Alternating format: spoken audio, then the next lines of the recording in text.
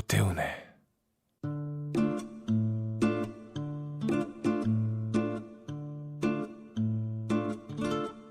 시사본부.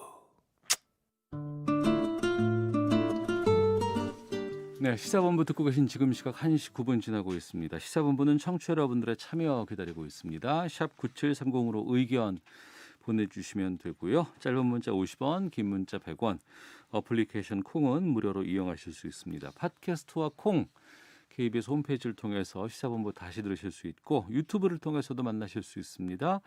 일라디오 아니면 시사본부 이렇게 검색해 보시면 영상으로도 확인하실 수 있습니다. 매주 화요일 시사본부에는 정치화투 현역 의원과 함께하는 시간이죠. 자, 오늘도 두 분과 함께하겠습니다. 더불어민주당 김성환 의원 나오셨습니다.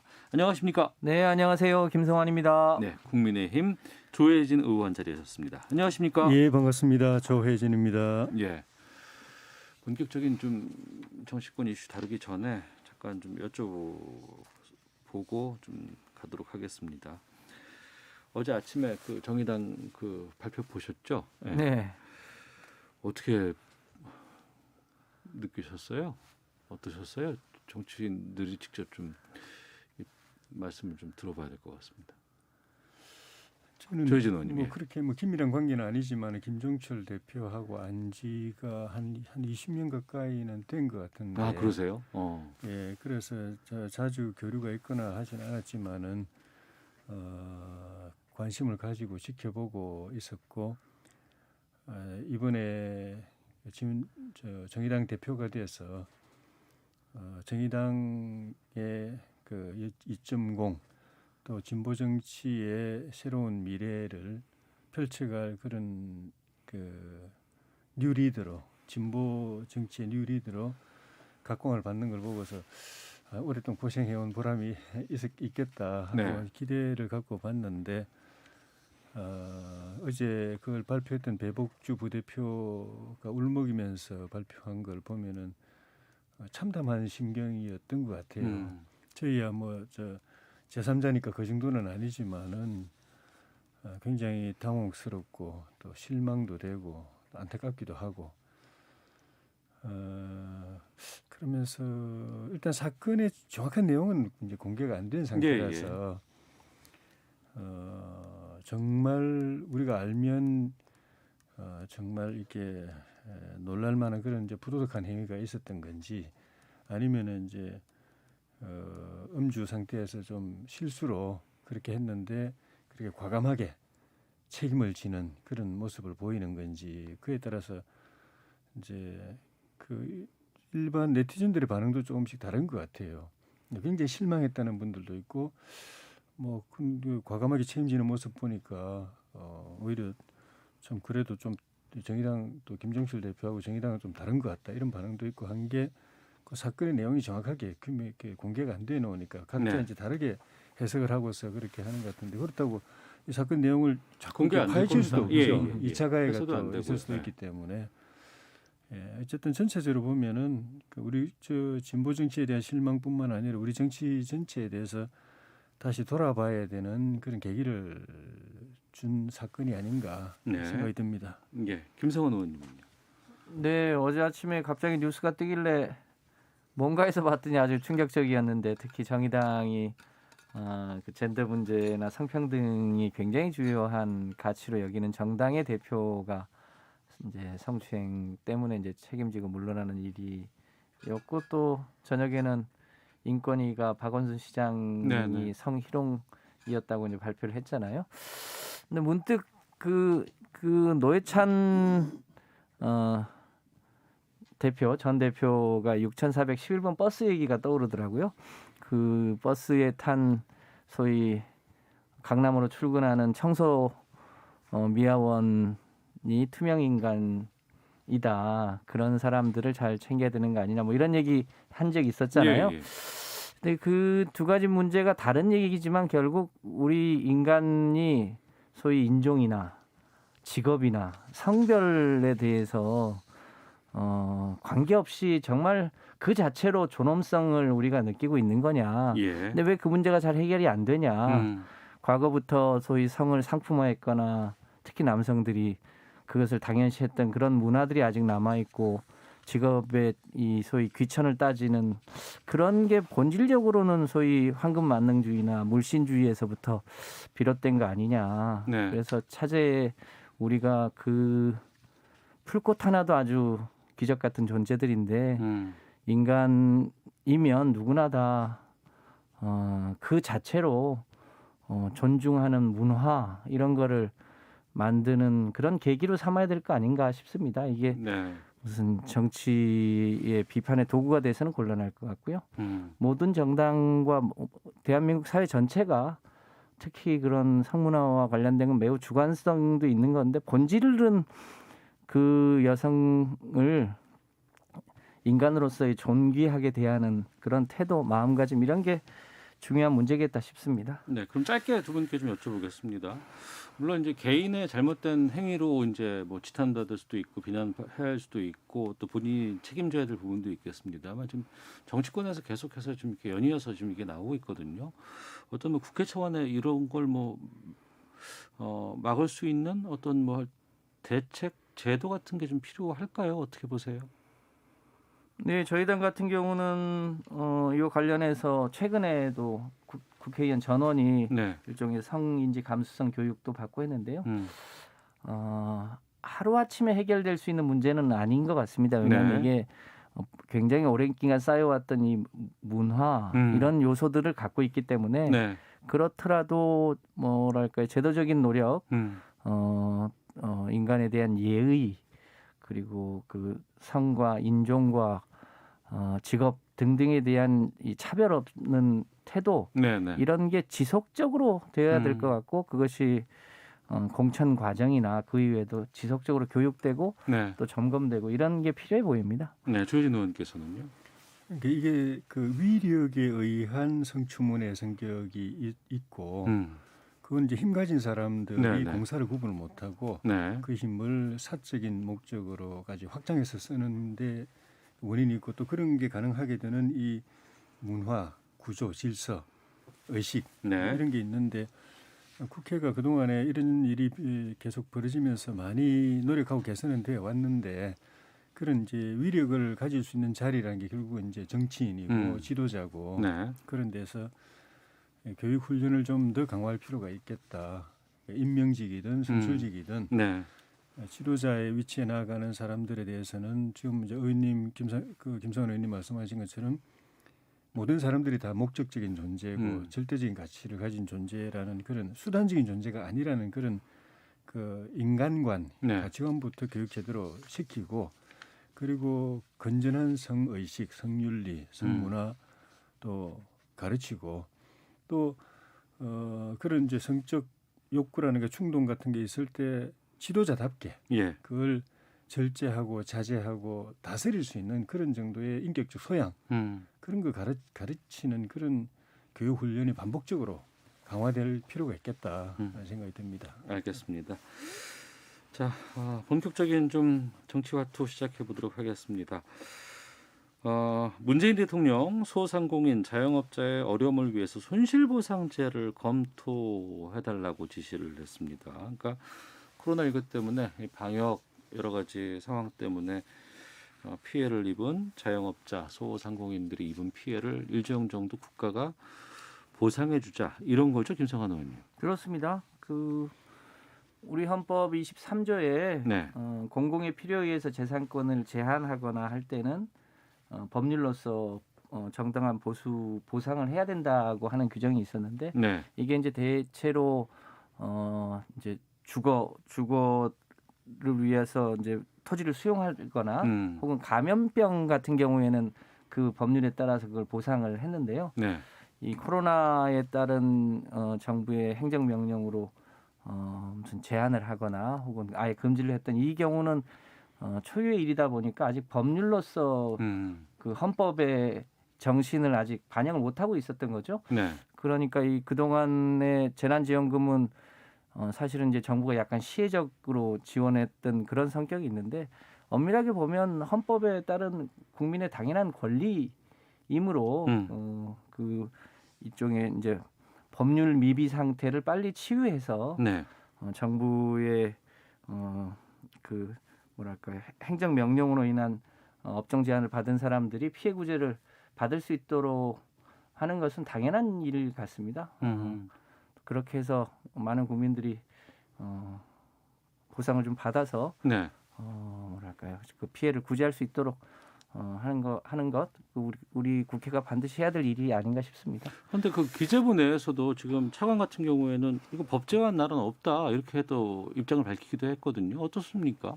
사실관계가. 각 나라의 법률의 구조가 어떤지 뭐 저희가 자세히 알 수는 없습니다만 실제 뭐 가까운 일본만 해도 하루에 6만 엔을 보상하고 독일 같은 경우 보면 피해의 90%까지를 기보상을 하고 있습니다. 그러니까 보상을 하지 않는 게 아니고요. 예, 예. 그렇게 하고 있는데 우리는 그동안 그렇게 법률로서 그걸 보상을 해본 전례가 우리나라에 없었던 거죠.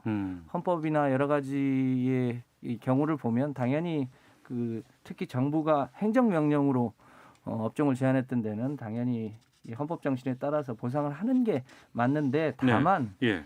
그것을 어느 정도로 할 거냐. 우리 무슨 재정이 무슨 화수분이 아니기 때문에 그 적정한 정도가 어디냐의 문제가 아닌가 싶습니다. 적정한 범위 내에서 보상을 하는 건 뭐 반드시 필요해 보입니다. 네. 조혜진 의원님. 그 제가 알기로는 법제화된 데는 없는 것 같고요. 이번 코로나 사태로 인해서 예. 국가마다 임시 조치로 지원을 하고 있는데 예를 들면은 그 독일 같은 경우에도 고정 지출에 대해서만 임대료라든가 이런 거 장사가 안 돼도 비용은 그냥 나가게 돼 있는 예. 그런 고정 지출에 대해서 한 70% 정도 보전을 해주고 일본도 임대료에 예. 3분의 2 정도 보존해주고 그것도 임시 조치로 그렇게 하고 있는 걸로 알고 있고 이거를 이제 제도화할 때 고민이 그런 겁니다. 네. 이 코로나 첫째는 이제 항목이 그 기하급수적으로 늘어날 수가 있는 거죠. 정부 행정명령이 지금은 이제 코로나지만은 네. 과거에도 많았습니다. 그리고 예를 들면 아주 비근한 예로 광화문에서 뭐 태극기 집회나 민노총 집회 있을 때 그 집회 통제하다 보면 그 일대의 상가는 하루 그냥 거의 장사 망치거든요. 사람 출입을 막게 되니까. 예. 그런데도 그냥 정부가 하는 일이니까 다 그냥 감수했습니다. 근데 이걸 제도화하게 되면 이제 감수 안 하고 다 정부 요청을 하게 되고 그걸 이제 손실 보상을 받아야 되는데 네. 그런 일들이 한두 가지가 아니거든요. 그리고 이게 행정 조치만이 아니고 입법 조치를 통해서도 손실이 생깁니다. 네네. 간단한 예로 주 52시간 하면서 웬만한 근로자들은 수입이 하루아침에 그냥 3분의 1로 다운됐거든요. 네. 3분의 1이 날아갔어요. 그런 경우도 이걸 제도화하면은 이걸 그 손실 보상을 거부할 명분이 없어요. 법제화가 돼버리면. 예, 제도가 되면. 그럴 때 이게 그 대통령께서 말씀하셨지만 대통령께서 제도화를 검토해야 된다고 하시면서 재정이 허용하는 범위 안에서라고 이야기하셨는데 그게 이제 고민이 있는 것인데 민주당 민병덕 의원이 제출한 법안에 보면은 이 코로나 사태 하나만 가지고 또 한 달에 24조, 1년에 300조가 들어가요. 300조요? 예, 한 달에 24조니까. 그 300조면 우리 예산이 올해 예산이 558조인데 그 반을 넘어가거든요. 네. 그거 어디서 가져옵니까?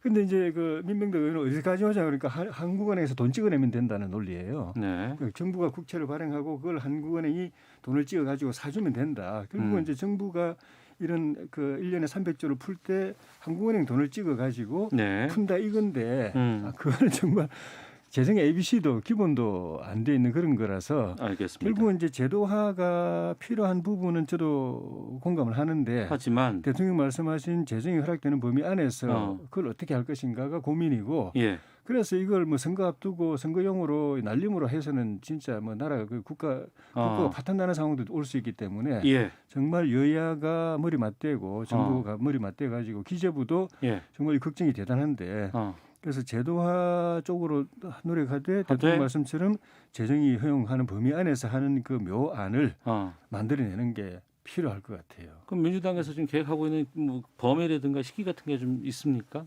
예상치가? 네, 대체로 이번 2월 임시국회 때 그 법률적 근거는 우선 만들자. 다만 말씀하신 대로 이제 재정이 감당할 수 있는 범위의 문제는 그것을 다 입법으로 하기는 어려울 테니까 시행령으로 해서 네. 시행령 차원에서 이 보상의 기준이나 근거를 만들면 되지 않겠느냐는 게 이제 대체적인 의견이고요.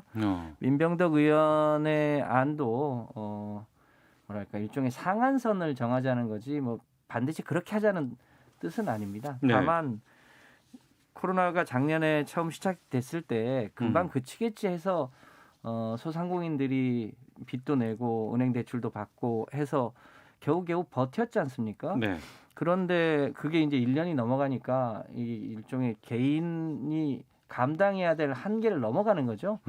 그러니까 그것을 특히 이 국가가 행정명령으로 업종 제한을 한 경우에 있어서는 네.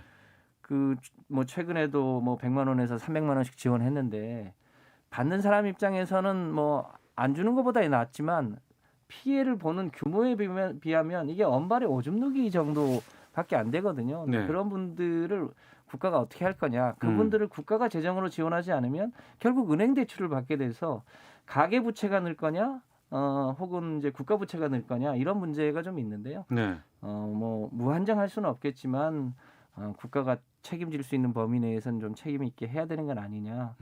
그 정도를 어디까지 할 거냐는 것은 여야와 정부가 합의해서 네. 해나가면 될 거다 이렇게 보여집니다. 그러니까 이제 그 힘든 국민 입장에서는 빨리빨리 좀 해줬으면 좋겠다라는 입장일 거고 이왕이면 많이 좀 줬으면 좋겠다라는 생각이실 것 같은데 또 정치적으로 본다 그러면 이게 또 야당 쪽에서는 선거 앞두고 지금 여당에서 이것도 푸는 거 아니냐 이렇게 생각하실 수도 있을 것 같고 여당 입장에서는 선거가 중요한 게 아니고 지금 국민들이 힘드니까 이거 빨리 풀겠다라는 입장일 수도 있는 것 같은데 이 쟁점이 좀 큰가 봐요. 어떻습니까? 선거 앞두고 하는 거는 분명히 문제가 있는 건데 네. 근데 이제 제가 말씀드린 대로 그거보다 더 심각한 문제가 이 제도를 어떻게 설계하느냐가 예. 더 심각한 문제입니다. 민병덕 의원안이 민주당의 이제 주련안으로 뭐 논의의 대상처럼 되고 있는데 네. 민병덕 의원은 매출에서 70%를 보상해 주는 걸로 그렇게 돼 있고 그거를 국채 발행하고 국채를 한국은행이 사주고 한국은행이 그걸 사기 위해서는 돈을 찍어내고 네. 이렇게 되면은 1년에 300조를 그냥 찍어내야 됩니다. 코로나 하나 때문에. 근데 만약에 다른 것까지 다 이제 같이 하게 되면은 1,000조를 찍어낼 수도 있는 거죠. 그러면 돈 가치가 이게 휴지조각이 됩니다. 돈 받아도. 네. 지금 이제 베네수엘라 같은 나라가 대체로 그런 식으로 막 돈 찍어내다가 빵 하나에 한 달 월급 가지고 빵 하나 사는 그런 상황이 돼버려. 지폐 가지고 이거 공예품 꼬아서 공예품 만드는 사진 우리가 봤지 않습니까? 네. 옛날에 1차 대전 직후에 독일은 그보다 더 심했고 빵 하나 사기 위해서 이제 리어카에 돈 쌓아 가지고 빵 그 제과점에 가는 그런 사진을 우리가 봤는데 이런 식으로 제동 없이 가게 되면은 그런 끔찍한 상황도 걱정 안 할 수가 없는 상황이고 그래서 대통령께서 재정이 허용되는 범위 안에서라고 딱 단서를 다른 이유가 네. 재정 생각 안 하고 막 찍어내면은 결국 돈이 휴지가 되기 때문에 그런 것이고 그런 점에서 도와드리기는 도와드려야 되는데 재정 감당할 수 있는 범위 내야 되고 그러려면은 현실적으로는 결국 전 두 가지 방안이라고 보는데 네. 지금 지출되고 있는 걸 최대한 구조조정을 좀 해야 됩니다. 한국은행이 막 찍어내는 방식이 아니라 그걸 네. 안 하려고 한다면은 그 구조조정을 해가지고 지금도 해마다 이거 예산이 몇십 조씩 늘어나고 있는데 그게 그러니까 현재 예산에서 잘 좀 조정해가지고 배치를 해가지고 좀 많이 좀 그 만들어내고 보상비로 좀 더 들어가고 그리고 늘 하는 이야기지만 규제를 좀 풀어가지고 기업들 경제 활동 활발하게 하게 해주고 사업 활발하게 해줘가지고 네. 매출 올리고 이윤 올리고 그래가지고 거기서 세금 좀 많이 걷어들이고 네. 그렇게 하는 방법이고 또 하나는 정부가 하는 행정명령, 집합 제한이나 집합 금지 명령 중에 부실한 게 굉장히 많습니다. 그래서 지금 자영업자들이 막 들고 일어나고 데모하는 이유가 별로 보행에 도움도 안 되는데 우리 장사만 못하게 하는 일이 그 숱하니까 그런 거거든요. 네, 그런 네. 거 제대로 알겠습니다. 하게 만들고 예. 또 그런 거 제대로 못해가지고 피해 입힌 공무원들에 대해서는 좀 책임을 물어야 되고 그런 조치가 필요하다고 봅니다. 김성환 의원님. 예, 뭐 정부가 그 소상공인이나 자영업이 다 우리 국민인데 일부에 그렇게 했겠습니까만 그래도 K 방역이 이 세계적으로 가장 모범적인 방역이 된 데는 특히 그런 자영업 하시는 분들의 그런 희생이 있었기 때문에 가능한 거 아닙니까? 예. 그런 면에서 그분들의 희생에 대해서 당연히 정부는 헌법의 정신을 감안해서 보상을 하는 게 맞겠죠. 그 한 가지 다행스러운 것은 대한민국이 이 소위 국가 부채 수준이 네. 지금 46%고 OECD 평균이 130% 수준 아닙니까? 가까운 일본은 230% 수준인데 네. 그런 면에서 보면 아직 대한민국이 그동안 이제 국권 관리를 잘해온 덕분에 국가 재정은 매우 건강하다는 게 세계적인 평가 아닙니까? 그런데 개인의 부채는 지금 100%를 넘어서 거의 한계치에 이르러 있거든요. 네, 네. 그러니까 계속 당신들이 알아서 버텨라 이렇게 음. 얘기하는 게 그럼 정부가 해야 될 일이냐?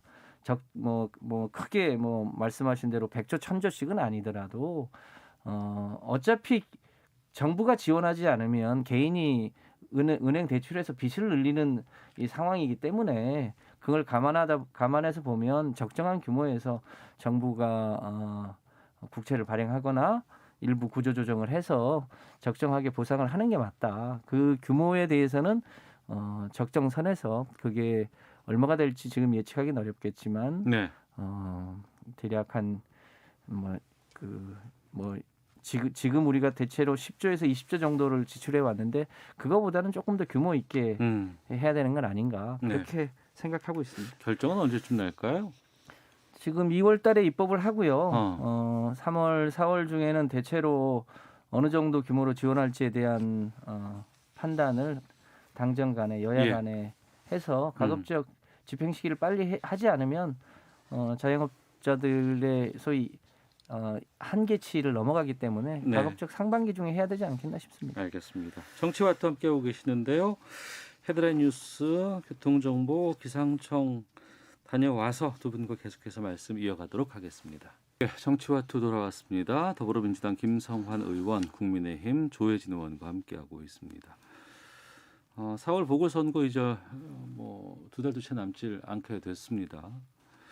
먼저 김성환 의원님. 예. 보궐선거 후보를 3월 1일에 확정한다고요?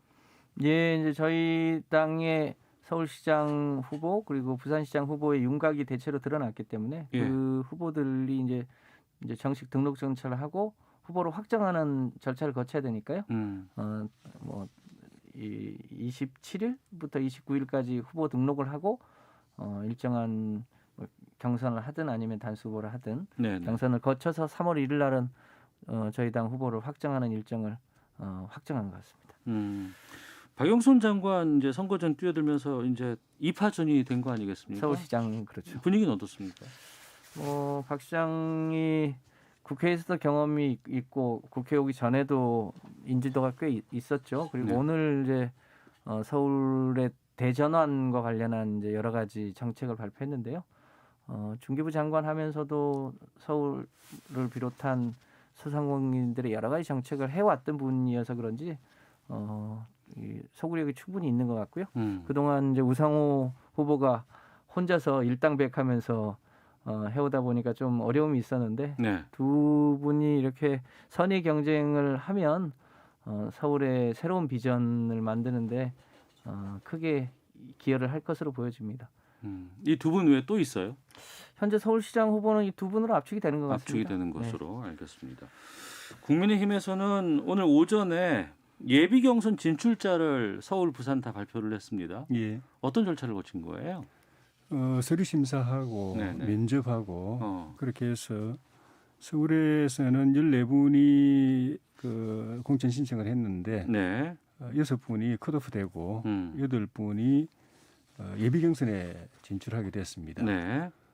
그리고 부산에서는 9분 가운데 3분이 탈락하고 6분이 예비 경선에 진출해서 28일부터 프레젠테이션도 하고 그리고 그 홍보 동영상도 이제 배포하고 후보 토론도 하고 해가지고 그 본경선 출마자를 이제 선출을 하게 됩니다. 그럼 본 경선은 각 지역별로 몇 분이나 올라가나요? 서울은 4분 정도인 것 같은데 부산도 4분인지 아마 3명인지 그건 정확하게는 잘 모르겠습니다. 오늘 발표 보니까 지금 예비 경선에 참여할 후보가 김근식 경남대 교수, 김선동 전 사무총장, 예. 나경원 전 의원, 오세훈 전 의원, 오신환 전 의원, 이승현 한국외국기업협회 명예회장, 이종구 전 의원, 조은희 서초구청장 이렇게 결정이 예. 됐고 부산은 박민식 전 의원, 박성훈 전 경제부시장, 박형준 교수, 이현주 전 의원, 이진복 전 의원, 전성화 LF 에너지 대표 이렇게 예. 지금 통과가 됐네요. 예. 그러면 이제 국민의힘 내에서 차근차근히 이렇게 절차를 진행을 하는데 예. 단일화는 어떻게 됩니까? 이 자리에서 제가 몇 차례 말씀드린 대로 단일화 방안은 안철수, 김태섭 후보가 국민의힘으로 네, 입당해서 이제 경선을 하는 방법. 그 얘기 계속 말씀해 예, 주셨어요. 그다음에 예. 저희가 후보 뽑고 나중에 2차 최종 경선을 그분들하고 하는 방법. 예. 또 하나는 당 구분 없이 다 한 자리에 모여서 한 번에 원샷 경선을 해서 후보를 딱 뽑는 방법. 이건데 안철수 후보가 이제 입당을 거부하고 저희는 자체적으로 후보 선출 과정에 들어가면서 네. 두 분이 저희 당에 들어와서 경선에 참여하는 건 무산됐고 또 원샷 그 빅텐트에 모여서 원샷 경선하는 것도 무산된 거고 남은 거는 근데 남은 건 저희 당 후보 선출되면은 예. 이제 밖에 있는 분 한 분 또는 두 분 하고 최종 경선하는 것만 최종 남아 경선. 있죠. 예, 예. 예, 그걸 놓고 이제 안철수 후보는 빨리 경선하자 뭐 이렇게 계속 저희를 압박하고 계신데 네. 저희는 저희 당 나름대로 이제 절차가 있기 때문에 예. 그리고 그 절차 끝나게 되면은 안철수 후보가 경선에 응할 생각만 있다면은 최종 경선이 이루어질 가능성이 있기 때문에 예, 예. 저희 당 내의 후보 선출 절차를 좀 기다리면서 지켜보는 것이 필요할 것 같습니다. 그럼 이 안철수 대표 쪽과는 지금 어느 분이 담당을 맡고 있는 거예요? 뭐 관계라든가 이런 것들, 뭐 조율 같은 것들 한다는 거. 그건 따로 선정이 되어 있는 것 같지는 않습니다. 뭐 김종인 위원장도 개인적으로는 만나셨던 것 같고, 예. 또 그 외에 다른 분들도 오며 가면 이제 소통하는 분들도 계신 것 같고요. 정식으로 참고를 하나로 지정해놓고 하는 것 같지는 않습니다. 예. 여당에서는 특히 서울시장 같은 경우에는 지금 단일화 과정을 되게 상당히 좀 주의 깊게 지켜보셨을 것 같은데 어떠십니까? 저희가 무슨 야당 후보 간의 단일화 변수를 저희가 지켜볼 일은 아니고요. 예, 예. 근데 저희로서는 그 서울이 최근에 코로나를 거치면서 소위 K 방역의 영향도 있고 또 BTS나 블랙핑크나 기생충의 그런 문화적인 영향력도 있고 최근에는 그 이날치인가요? 네, 네. 이 이날치 등이 이제 서울에 대한 홍보를 해서 예. 코로나가 끝나면 가장 와보고 싶은 데가 대한민국 서울이라는 거 아닙니까? 그런 면에서 이제 이 소위 K 방역의 위상이 K 서울로 연결될 가능성이 매우 높아서 이 이제 세계 속의 수도 서울을 어떻게 변화 발전시킬 거냐 그리고 그것이 특정한 사람뿐 아니라 서울에 사는 또 대한민국에 사는 모든 사람들의 공동체로서의 서울을 어떻게 더 발전시킬 거냐 이런 데 관심을 갖고 시민들과 상의하면서 더 멋진 서울을 만드는데 집중을 하다 보면 아마 국민들이 현명한 선택을 하시지 않을까 이렇게 생각합니다. 네. 야당에서는 지금 판세는 어떻게 보고 있습니까? 지난해 말과 올 초는 조금 좀 분위기가 달라졌다는 뭐 얘기도 좀 들리기도 하고요. 저희는 분위기가 안 좋았다가 정권 심판론이 고조되면서 좋아졌다가 네. 근래에는 다시 또 소강 상태 또는 요 직전에 비해서는 또 분위기가 안 좋은 상태. 예. 그렇게 보여지는데 처음부터 저는 뭐 아무리 우리가 분위기가 좋아도 정권 심판론이 많이 강하다고 해도 구도상 야권은 후보 단일화 안 하면 쉽지 않다라는 생각이었고 지금처럼 이렇게 소강 상태 내지 이제 대통령이나 민주당 지지율이 좀 회복되고 저희는 또 그 하향 조정되고 이런 추세가 되면 더더욱 더 후보 단일화 없이 이 승리를 가져오기는 쉽지 않다고 보고 안철수 대표든 저희 당이든 정말 정권 심판 민심을 제대로 반영하고 내년 정권 교체에 이 디딤돌을 놓겠다는데 또 거기에 자기를 헌신하겠다는 그런 의사가 확고하다면은 네. 소소한 차이는 또는 이해관계는 접고 예. 대승적으로 그 경선 그 단일화에 참여하고 또 단일화 합의하고 예, 예. 그렇게 해주기를 바라는 게 제 생각이기도 하고 또 많은 우리 시민들 또 국민들의 염원이라고 생각합니다. 근데 당내에서도 안철수 대표와 이전에 이제 접촉이 있었던 아니면은 여러 가지 관계를 맺었던 분들은 그 부분에 대해서 상당히 좀 어렵지 않을까라는 우려를 좀 표하기는 하더라고요. 그 부분에 대한 평가가 옛날에 이제 안철수 대표는 여러 정치적 고비 있을 때마다 이제 자기 중심적인 정치적 판단을 많이 하곤 했다. 네. 그래 그게 크게 안 변했다고 보는 분들이고 또 일부에서는 그 사이에 안철수 대표가 또 나라 걱정하는 국민들의 마음을 많이 또 수용해가지고 네. 자기 필요하면 자기 양보도 할 수 있는 정도의 마음 정리가 돼 있다. 물론 본인이 후보가 되기 위해서 최선을 다하겠지만은 네. 정권 심판 또 정권 교체를 위해서 꼭 필요하다고 하면은 끝까지 자기만 내세우진 않고 대승적 결단도 할 마음의 일정 부분 마음의 그런 여백을 가지고 이번 서울시장 선거에 출마한다고 보는 분들도 또 계세요. 네. 저는 후자 쪽으로 기대하고 후자 쪽으로 믿고 싶고 안철수 후보가 되든 또는 양보하든 어느 선택이든 간에 그 기본을 깔고서 그 바탕에서 선택을 해주기를 바랍니다. 알겠습니다. 참 우리나라 정치 특히 선거 같은 경우에는 보름 단위로 확 바뀌는 것 같아요 분위기가. 예. 작년 총선도 그랬죠. 그러니까 말입니다. 계속해서 좀 따라가지 않으면 좀 방향이 어떻게 바뀔지도 투표함 열어보기 전에는 정말 모르는 선거가 돼가고 있습니다. 알겠습니다. 4월 7일 날 보궐선거가 있는데요. 이때까지 또 계속해서 좀 시사본부에서도 좀 챙겨보도록 하겠습니다. 자, 정치와투 지금까지 더불어민주당 김성환 의원, 국민의힘 조혜진 의원과 함께했습니다. 두 분 말씀 고맙습니다. 네, 감사합니다. 고맙습니다.